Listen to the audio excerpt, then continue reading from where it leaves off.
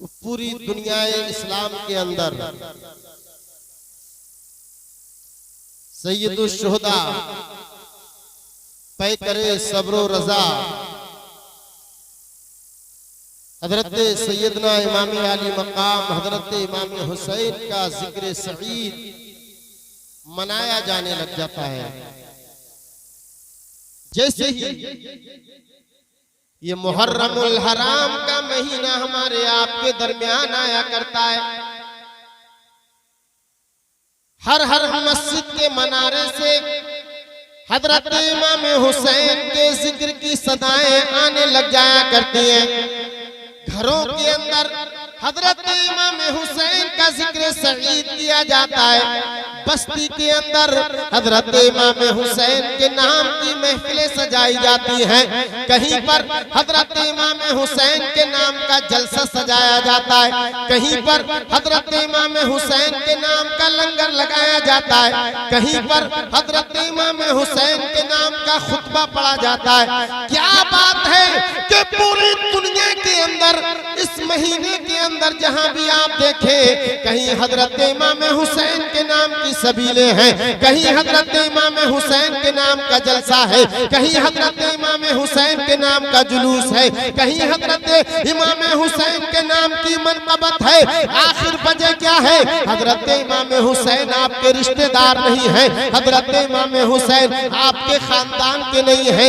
एक इंसान अपने बाप दादा को याद किया करता है, 1 साल याद किया करता है, 2 साल याद किया करता है, 3 साल याद किया करता है, लेकिन जैसे जैसे जमाना दूर होता चला जाता है ये अपने बाप की याद मनाना खत्म कर दिया करता है। लेकिन पता क्या है कि हजरत इमाम हुसैन को शहीद हुए एक लंबा जमाना गुजर गया है, लेकिन आपके चाहने वाले मस्ताने दीवाने परवाने फरजाने जहां देखो इमाम हुसैन के नाम की सबीले लगा रहे हैं, तो करबला की सरजमीन से इमाम हुसैन के रोज़े से आवाज आएगी, सुनो हजरत इमाम हुसैन ने अपनी जान को अल्लाह के नाम पर कुर्बान कर दिया है, घर बार को कुर्बान कर दिया है, बच्चों को कुर्बान कर दिया है, भांजों को कुर्बान कर दिया है, भतीजों को कुर्बान किया है।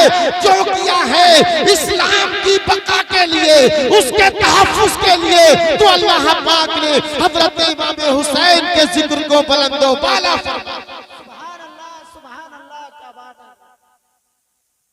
हजरत इमाम हुसैन ने मैदान करबला में अपनी जान का नजराना अल्लाह की बारगाह में पेश कर दिया, तो अल्लाह पाक ने हजरत इमाम हुसैन के जिक्र को इतना बुलंद फरमा दिया कि जहां देखो हुसैन का नाम लिया जा रहा है, जहां देखो हजरत इमाम हुसैन के नाम का खुतबा पढ़ा जा रहा है। कौन हजरत इमाम हुसैन? कौन हजरत इमाम हुसैन? वो हजरत इमाम हुसैन कि आपकी चची मेरे आका की चची हजरत उम्मुल फजल मेरे आका की बारगाह में आई और आकर के कहने लगी, या रसूल अल्लाह, आज रात मैंने बड़ा अजीब व गरीब ख्वाब देखा है, आज रात मैंने बड़ा भयानक बड़ा डेंजर ख्वाब देखा है।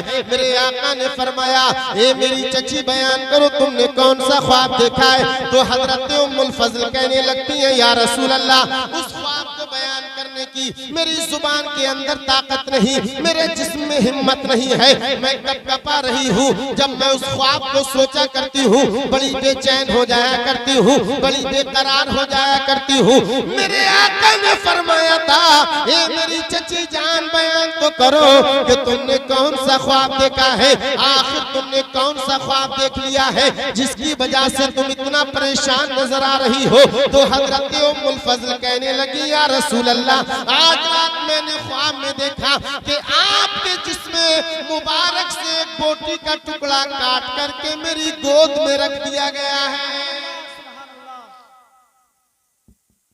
कहा कि आपके जिस्म मुबारक से बोटी का एक टुकड़ा काटा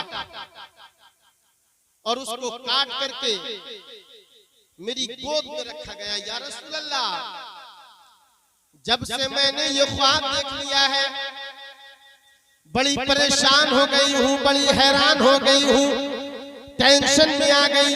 आखिर ये मैंने ख्वाब क्यों देखा? तो मेरे मुस्तफा मुस्कुराने लगे। हजरत उम्मुल फज़ल कहने लगी, या रसूल अल्लाह, मैं आपके सामने अजीब व गरीब ख्वाब बयान कर रही हूँ और आप मुस्कुराते नजर आ रहे हैं। कहा, उम्मुल फज़ल, ये ख्वाब तुम्हारे लिए मुबारक हो। कहा, या रसूल अल्लाह, ये मुबारक कैसे हो सकता है? तो मेरे आका की चची जान हजरत उम्मुल फज़ल ने बयान फरमाया, या रसूल अल्लाह, ये मेरे लिए कैसे बयान हो, मेरे लिए कैसे मुबारक हो सकता है? तो मेरे आका ने फरमाया था, ए उम्मुल फज़ल, मुबारक हो, मेरी बेटी फातिमा के यहाँ पर एक बच्चा आने वाला है। मेरी बेटी फातिमा के यहाँ पर एक बच्चे की पैदाइश होने वाली है और जिस बच्चे को पैदा होने के बाद में सबसे पहले तुम्हारी गोद में दे दिया जाएगा। सबसे पहले उस बच्चे को तुम्हारी गोद में पेश किया जाएगा। हजरत उम्मुल फज़ल फरमाती हैं कि कुछ अय्याम गुजरे, कुछ महीने गुजरे कि हजरत फातिमा ज़हरा के यहाँ पर हजरत इमाम हुसैन की वलादत हो गई और जिसको मेरी गोद में पेश किया गया। अब वो लोग कान खोल करके सुने जो मुस्तफा के इल्मे गैब का इनकार किया करते हैं, वो वहाबी देवबंदी जो ये कहा करते हैं कि मुस्तफा को इल्मे गैब नहीं है। ये लोगों सुनो, मेरे मुस्तफा सिर्फ ये नहीं कह रहे हैं कि मेरी बेटी फातिमा के यहाँ पर बच्चा पैदा होगा, बल्कि ये भी फरमा रहे हैं कि जो बच्चा होगा वो बेटा होगा, बेटा। तो मुस्तफा ने इल्मे गैब का इनकार करने वालों के मुंह पर जोरदार तमाचा मारा और इरशाद फरमा दिया कि अल्लाह पाक ने मुझे इल्मे गैब देकर के पैदा फरमाया। तभी तो आला हजरत फरमाते हैं कि और कोई गैब क्या तुमसे नेहा हो भला, और कोई गैब क्या तुमसे नेहा हो भला, और जब न खुदा ही छिपा तुम पे करोड़ों दुरूद।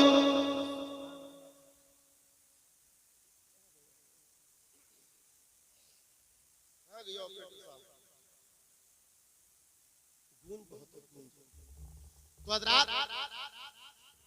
हजरत इमाम हुसैन की मोहब्बत में आप और हम यहाँ पर बैठे हुए हैं। वो हजरत इमाम हुसैन कि मेरे आका की बारगाह में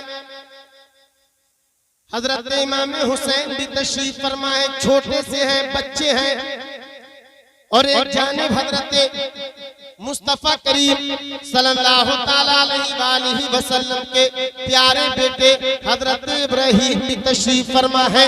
कभी मुस्तफा हजरत इमाम हुसैन से मोहब्बत फरमाया करते हैं, कभी हजरत इब्राहिम को चूमा करते हैं, कभी हजरत इमाम हुसैन से दिल लगी फरमाया करते हैं, तो कभी हजरत इब्राहिम से मोहब्बत करते हैं। इतने में हजरत जिब्रील अमीन आ गए और अर्ज करने लगे, या रसूल अल्लाह, अल्लाह पाक इन दोनों बच्चों में से एक बच्चे को अपने पास बुलाना चाहता है, एक बच्चे को आपके पास रखना चाहता है। इख्तियार दिया जा रहा है कि आप इन दोनों में से जिसको चॉइस कर ले, जिसको पसंद फरमा ले, वो दुनिया में रहेगा और दूसरा अल्लाह की बारगाह में चला जाएगा। अब मेरे मुस्तफा ने पसंद फरमाया तो हजरत इमाम हुसैन को पसंद किया। और कहने लगे अगर मेरा बेटा दुनिया से इंतकाल कर गया तो इसकी तकलीफ मुझे होगी, और अगर मेरा बेटा न गया बल्कि मेरा नवासा चला गया तो इसकी तकलीफ मुझे भी होगी, हजरत फातिमा को भी होगी, हजरत अली को भी होगी, हजरत हसन को भी होगी। इसलिए मेरे आका ने हजरत जिब्रील से कहा था, ए हजरत जिब्रील मेरे बेटे इब्राहिम को ले जाओ, हुसैन को छोड़ जाओ। थोड़े दिनों के बाद हजरत इमाम हुसैन दुनिया में रहे और हजरत इब्राहिम का इंतकाल पर मलाल हो गया। अब एक मौके पर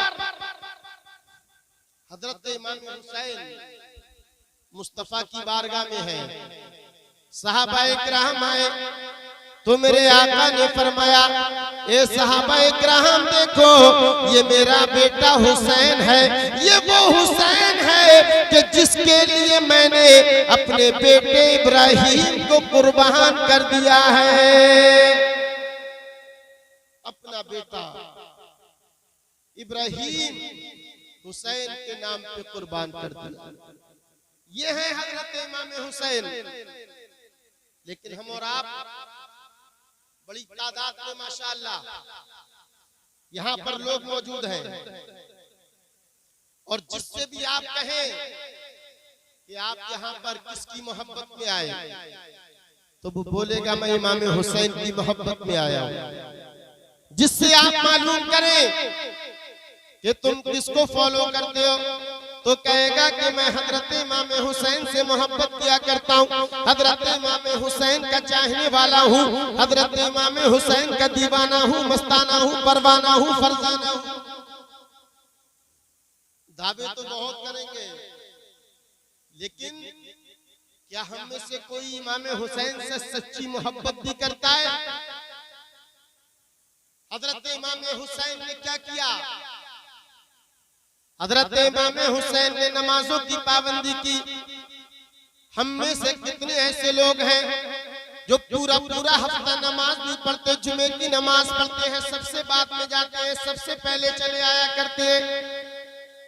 हजरत इमाम हुसैन ने अपने माँ बाप की फरमाबरदारी की है, लेकिन हम में न जाने कितने ऐसे लोग हैं जो सुबह शाम अपने माँ बाप को गालियां दिया करते हैं, अपने माँ बाप को तकलीफ दिया करते हैं, अपने माँ बाप को परेशान किया करते हैं। अल्लाह अल्लाह, हजरत इमाम हुसैन की अगर आप ज़ाते पाक को देखो तो हजरत इमाम हुसैन ने कभी शराब नहीं पी। लेकिन हम में कितने लोग हैं जो शराब पिया करते हैं। हजरत इमाम हुसैन ने कभी जुआ नहीं खेला। हम में न जाने कितने ऐसे लोग हैं जो जुआ खेलते हैं, कभी अपनी दौलत जुए पर हार करके आते हैं, कभी बाप की कमाई को मिट्टी में मिलाते नजर आया करते हैं, कभी बीबी के सोने और जेवरात को जुए के दहाने पर खर्च, जुए के बहाने उसको जो है हार करके आ जाया करते हैं। ये लोगों, अगर तुम चाहते हो कि हजरत इमाम हुसैन के सच्चे वफादार बन जाओ तो हजरत इमाम हुसैन को फॉलो करो। करबला की सरजमीन पर इमाम हुसैन मुस्तफा की सुन्नतों को बचाने के लिए अपनी जान का नजराना पेश कर दिया है, तो क्या हम मुस्तफा की सुन्नतों पर अमल नहीं कर सकते? तो अगर पक्के हुसैनी बनना चाहते हो तो हजरत इमाम हुसैन की मोहब्बत में जिंदगी गुजारो। अच्छा, कुछ लोग ये समझते हैं कि हजरत इमाम हुसैन से सच्ची मोहब्बत सुबह शाम 10 मुहर्रमुल हराम तक 1 तारीख से लेकर 10 तारीख तक ढोल बजा लेना, ढम ढम लप लप कर लेना, बाजे बजा लेना, आतिशबाजी छोड़ देना, ये सच्ची हुसैनियत है। लंबे लंबे ताजिए बना लेना, ये सच्ची हुसैनियत है। ये लोगों ढोल बजाना, ये हजरत इमाम हुसैन से सच्ची मोहब्बत नहीं है। ताशे बाजे बजाना, ये हजरत इमाम हुसैन से सच्ची मोहब्बत नहीं है। लोग यही समझ रहे हैं आज का हमारा नौजवान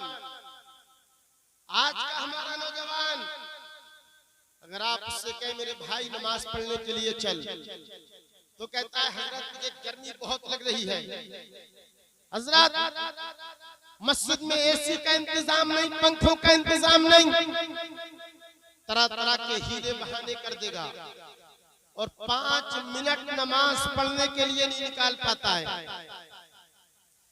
लेकिन अगर उसी नौजवान से कहो आज 10 मुहर्रम है, चलो ये 20 किलो का ढोल लेकर के 5 किलोमीटर तक चलना है और साथ ही साथ इसको बजा करके भी जाना है, तो आज का नौजवान अल्लाह अल्लाह वो 20 किलो का ढोल उठाएगा और बजाता हुआ चलेगा। तो इंसान तू कान खोल करके सुन ले, तू ये चाहता है कि हजरत इमाम हुसैन खुश हो जाएंगे, कयामत आ सकती है, तू ढोल बजाता रहेगा, हुसैन तुझसे राजी नहीं हो सकते बल्कि तुझसे खफा रहेंगे, नाराज। नारे तकबीर, नारे रिसालत, नारे रिसालत, नारे हैदरी, नारे हैदरी, नारे तकबीर, नारे रिसालत।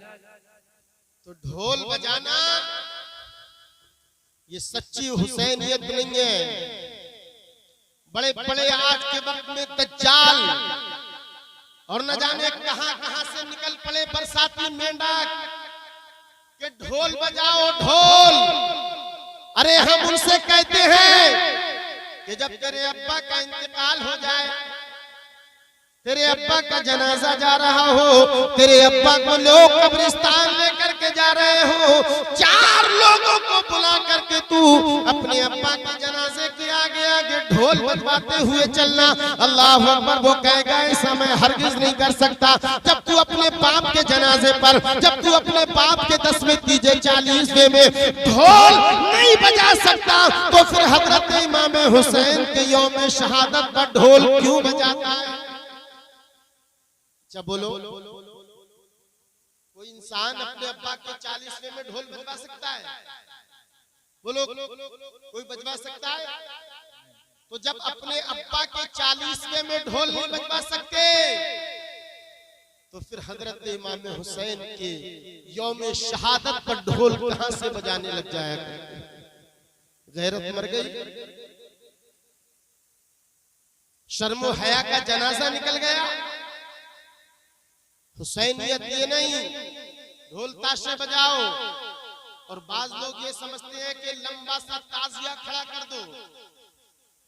तवज्जो से सुनना, मुरव्वजा लफ्ज समाप्त कर लेना। मुरव्वजा ताजियेदारी इस्लाम में हराम। अब आप पूछेंगे जनाब मुरव्वजा ताजियादारी क्या हुआ करती है?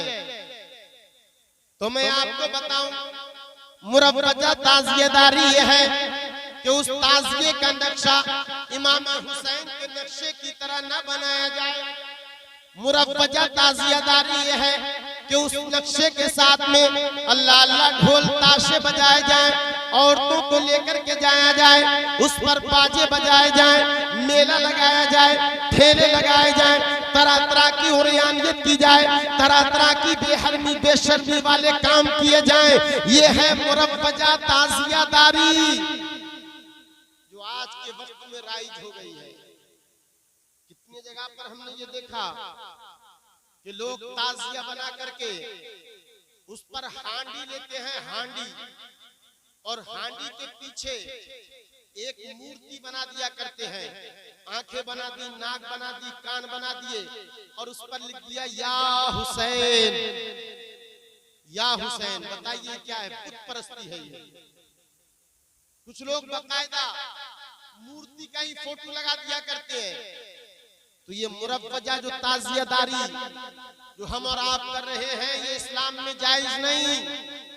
हाँ, अगर तुम्हें ताजिया बनाने का शौक है तो जैसा करबला की सरजमीन पर हजरत इमाम हुसैन का रोज़े मुबारक है, बेऐन ही उसी रोज़े मुबारक का अक्स आप अपने घर पर बना लीजिए। उसको बना करके आप अपने घर में तबर्रुक के तौर पर रखें। उसकी ज़ियारत कर लीजिए, अल्लाह अकबर, इमाम हुसैन को याद कर लीजिए। इतना तो जायज हो जाया करता है, लेकिन उसके साथ में ढोल बजाना, उसके बाद में ताशे बजाना, उसके साथ में बाजे बजाना, उसके साथ में औरतों को लेकर के जाना, उसके साथ में मेले ठेले लगाना, ये इस्लाम में हरगिज़ जायज नहीं है। बस इतनी इजाजत है कि आप इमाम हुसैन के नक्शे की तरह नक्शा बना लें और फिर उसको तोड़े भी ना, उसको पानी में भी ना बहाएं, उसको जो है नहर में भी ना डालें, बल्कि किसी महफूज जगह पर उसको रख दीजिए। ऐसा रोजा बनाने की इजाजत है।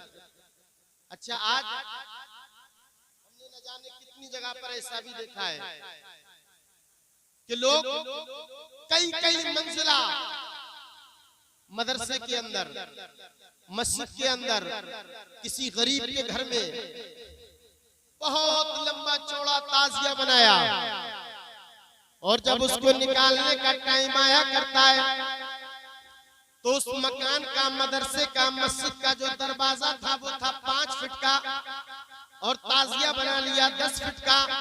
अब उसमें से ताजिया निकल नहीं सकता, तो कभी मस्जिद का दरवाजा तोड़ा जाता है, कभी मदरसे का दरवाजा तोड़ा जाता है, कभी किसी गरीब के घर का दरवाजा तोड़ा जाता है और उसकी दीवार को गिराया जाता है। अल्लाह अकबर, ताजिया लंबा हुआ करता है, तारों से जब टकराया करता है तो न जाने कितने लोग हंसिए ले लेकर आ जाते हैं। हंसिए, कोई कुछ लेकर के आ गया, तार काट दो, तार काट दो। लेकिन याद रखें, बिजली के तार काटना ये हुसैनियत नहीं है, बल्कि कटे हुए तारों को जोड़ देना ये हुसैनियत है।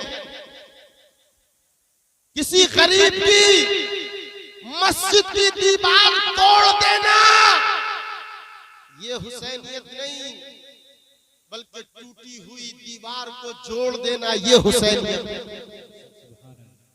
लोग रोड जाम कर देते हैं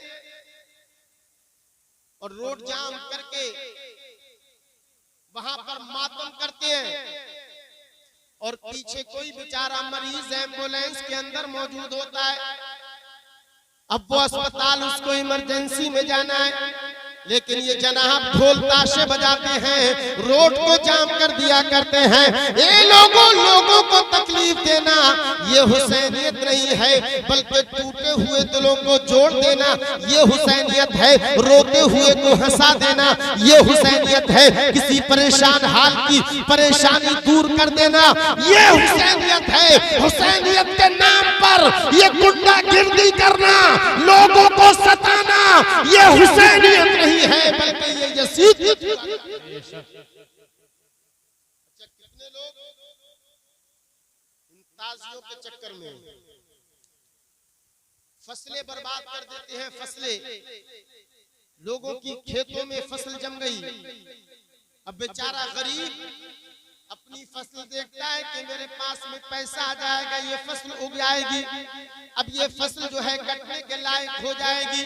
लेकिन अल्लाह अकबर, जब तक आ गया मुहर्रम, जब तक आ गए चेहल्लम, अब ये मुहर्रम और चेहल्लम के अंदर क्या किया करते हैं, अगर किसी का खेत जो है रास्ते में आ गया तो उस खेत को रौंद दिया करते हैं, किसी के तार काट दिया करते हैं, किसी का केबल काट दिया करते हैं।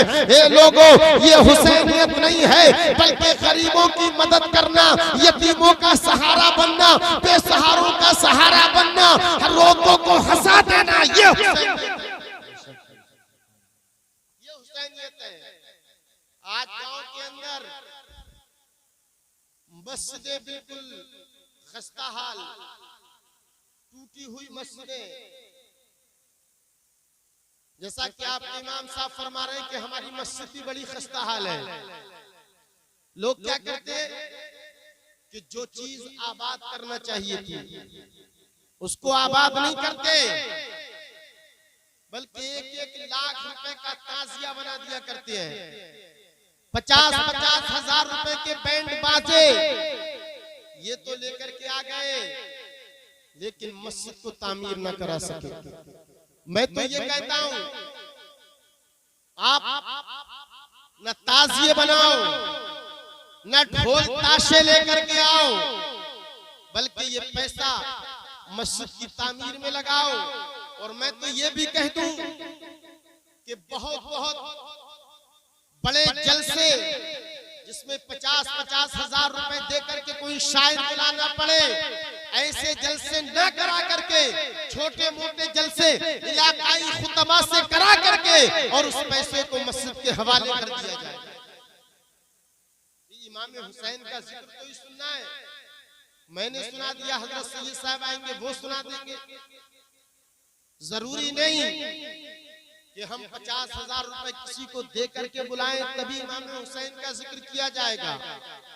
अगर आपकी मस्जिद को आपके पैसों की जरूरत है तो मेरे भाई आप अपनी मस्जिद की तामीर में बढ़ चढ़ करके हिस्सा लें।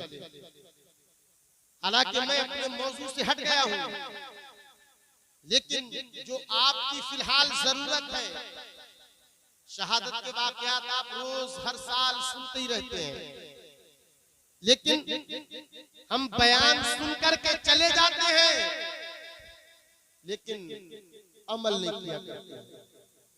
तो मेरे भाइयों, मुहर्रमुल हराम का महीना ये आया, इसमें मस्जिदें आबाद होनी चाहिए, ये सच्ची हुसैनियत है। मस्जिदों को भर दो, इमाम हुसैन की रूह हमसे खुश हो जाएगी। अपनी मस्जिदों की तामीर करा लो। मेरे आका फरमाते हैं, मन बना लिल्लाहि मस्जिदन बनल्लाहु लहू बैतन फिल जन्नह, कि जिसने मस्जिद तामीर कराई या तामीर मस्जिद में जिसने हिस्सा ले लिया तो अल्लाह पाक जन्नत में उसके लिए घर बना दिया करता है।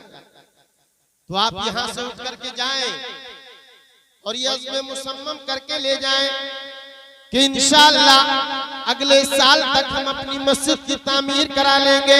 हम अपनी मस्जिद को हसीन व जमील बना देंगे ताकि जब नमाजी नमाज पढ़ेंगे हम कब्र के अंदर मौजूद होंगे। एक एक नेकी की हमें जरूरत होगी। अल्लाह अल्लाह मस्जिद के अंदर नमाजी नमाज पढ़ रहे होंगे, कुरान की तिलावत करने वाले कुरान की तिलावत करेंगे, इल्लल्लाह की ज़रबे लगाने वाले इल्लल्लाह की ज़रबे लगाएंगे और अल्लाह पाक सवाब हमें कब्र के अंदर भी अता फरमाएगा। मस्जिद की तामीर कीजिए। अच्छा, एक बात जो मैं आपके सामने पेश कर रहा हूं, ये भी हमारी मुआशरे में हर जगह, हर मकाम पर, हर गांव में, हर देहात में पाया जा रहा है। वो क्या है कि इमाम की नाकदरी करना। बहुत सारे मस्जिदों में लोग जो है कम से कम तनख्वाह में इमाम मांगते हैं। इमाम साहब की जरूरत है, अब उनसे पूछो भाई तनख्वाह क्या दे दोगे? दे देना 2-3 हजार रुपए वाला इमाम। तो आज के इस महंगाई के दौर में हर एक फैसला करें कि हम 5,000, 6,000, 7,000 में क्या कर सकते हैं। इमाम को खुशहाल रखो, खुशहाल। इमामों की तनख्वाहों में इजाफा करो, उनकी कदरों मंजिलत को पहचानो। आज मैं एक आपको तरकीब बता करके जाऊंगा। हाथ उठा करके बताएं, नमाज जुमा पढ़ने कौन कौन जाता है?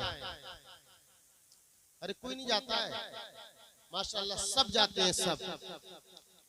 तो आप ऐसा किया करें कि जब नमाज जुमा पढ़ने के लिए जाएं तो एक 10 का नोट या 20 का नोट जेब के अंदर डाल करके जाएं और ये नियत करके जाएं कि हम अपने इमाम साहब से मुसाफा कर लेंगे।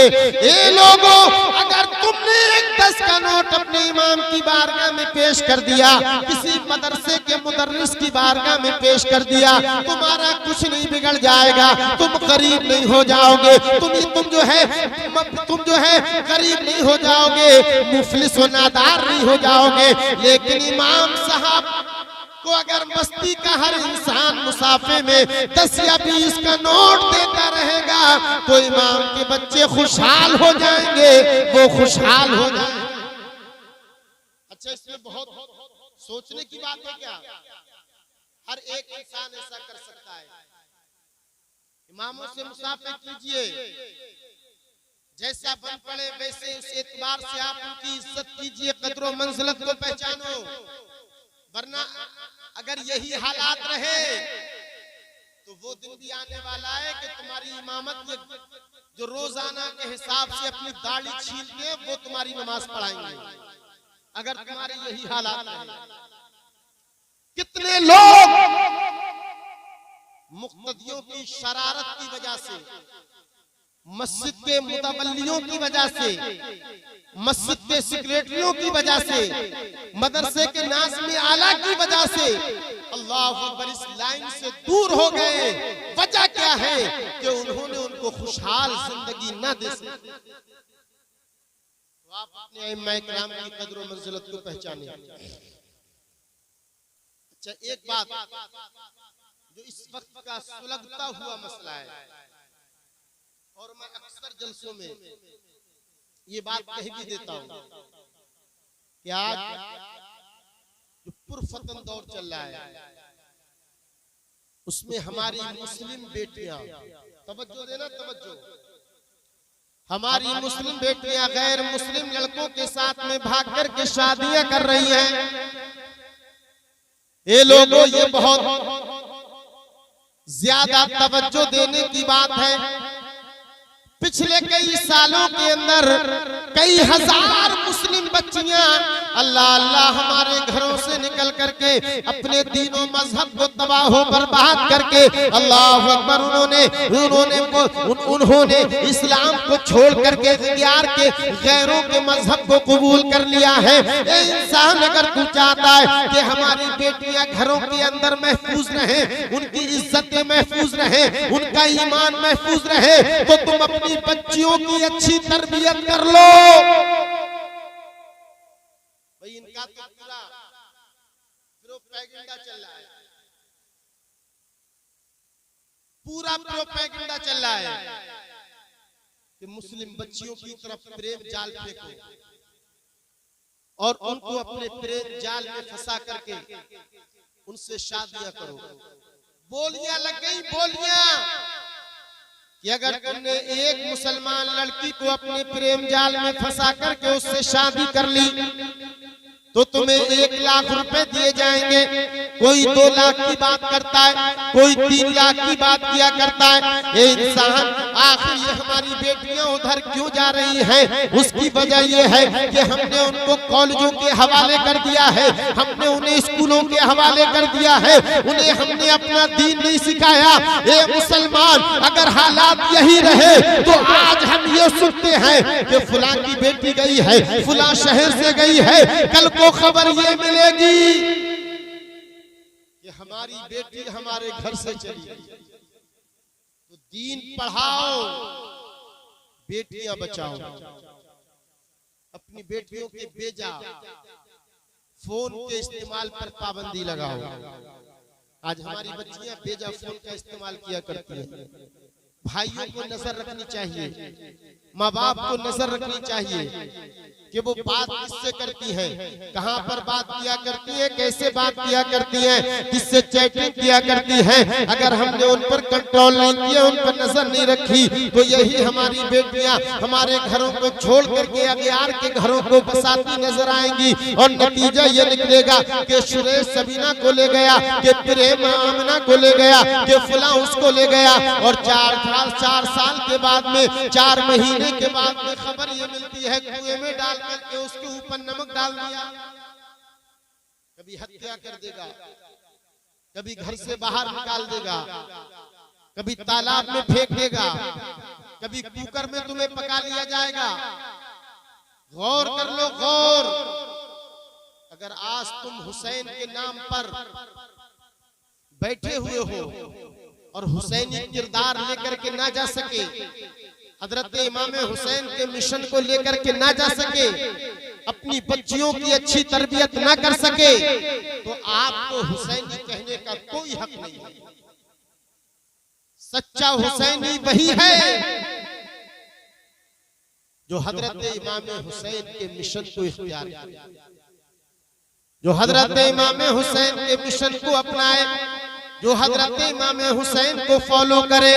आज हम और आप जिस मुआशरे के अंदर जिंदगी गुजार रहे हैं, अल्लाह अकबर, ये हमारी बेटियां घरों से क्यों जा रही हैं, इसकी एक असल वजह ये भी है कि हमने शादियों को बड़ा दुश्वार कर दिया है, हमने ज़िना को बड़ा आसान कर दिया है। आज हमारे मुआशरे के अंदर शादियां बड़ी दुश्वार होती चली जा रही हैं। अगर कहीं पर शादी की बात आ जाए तो लड़के वाले बौराते नजर आ रहे हैं, लड़के वाले पागल हो चले हैं, लड़के वाले भिखारी बन गए हैं। कोई कहता है कि मैं अपने लड़के की शादी में मोटरसाइकिल लूंगा, कोई कहता है मैं बुलेट लूंगा, कोई कहता है मैं 5-4 पहियों वाली गाड़ी लूंगा। ए इंसान, अगर आज हमने शादियों को आसान कर दिया तो न जाने कितनी बच्चियों के घर बसते नजर आएंगे। शादियां आसान करो। जहेज के नाम पर जो लूट मार लूट खसोट हो रही है, उससे भी कहीं ना कहीं हमारी बेटियां अगियार के चुंगल में जा रही हैं। लोग कहते हैं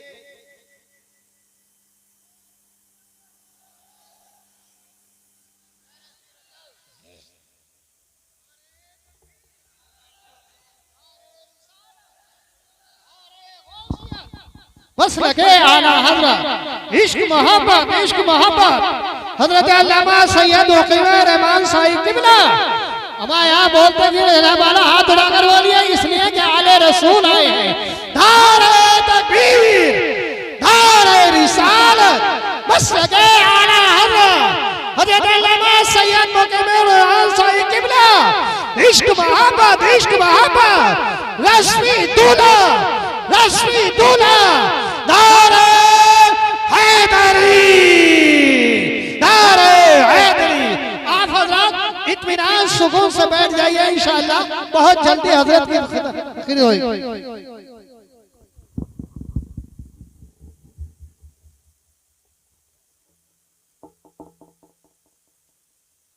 देखिए, मेंबर ज़िक्र पर हजरत तशरीफ फरमा हो चुके हैं। आपको मेरे बाद बहुत ही जल्द हजरत का किताब नायाब समाप्त करना है। मैं आखिरी बात कह करके आपके सामने से रुखसत हो जाऊं तो मैं अर्ज ये कर रहा था कि अगर हम शादियों को आसान कर लें, जान दान दहेज की लानत को अगर हम दूर कर दें अपने मुआशरे से, तो न जाने हमारी कितनी मुस्लिम गरीब यतीम बेसहारा बेटियां अल्लाह अल्लाह जिनके सरों पर अभी तक शौहरों का साया ना आ सका है, वो भी घर वाली बन सकती हैं, उनके भी घर बसाए जा सकते हैं। लेकिन जिसका लड़का हो गया वो बोराया फिरा करता है कि मैं अपने बेटे के जहेज में ये लूंगा, मैं अपने बेटे की शादी वहां से करूंगा जहां से उसको ये गाड़ी मिलेगी। मैं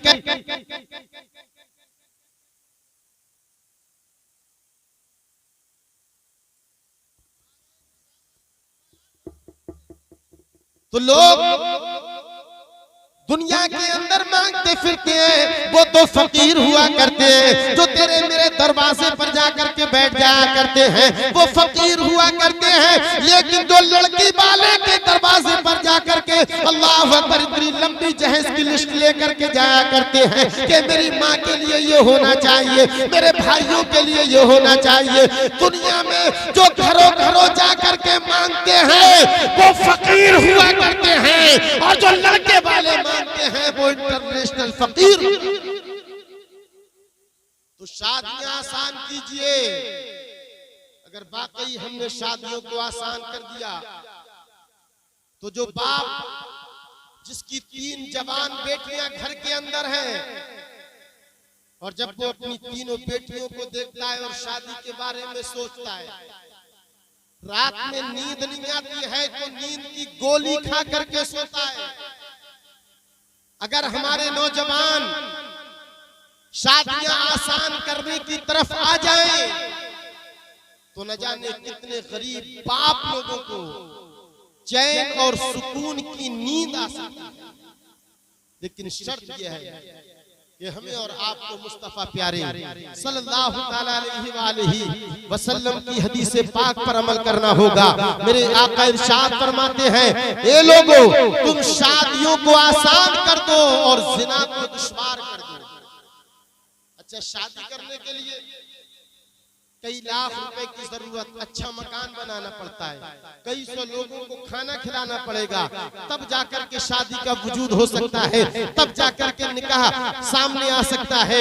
लेकिन जिनाकारी को हमने इतना आसान कर दिया कि उसके लिए सिर्फ और सिर्फ आपको तन्हाई चाहिए और जिना जो है वजूद में आ जाया करता है। मेरे आका फरमाते हैं कि तुम जिना को दुश्वार कर दो और शादियों को आसान कर दो। लेकिन हमारे मुआशरे ने इस हदीस का बिल्कुल उल्टा कर दिया, शादियां दुश्वार कर दी और जिनाकारी को आसान कर दिया।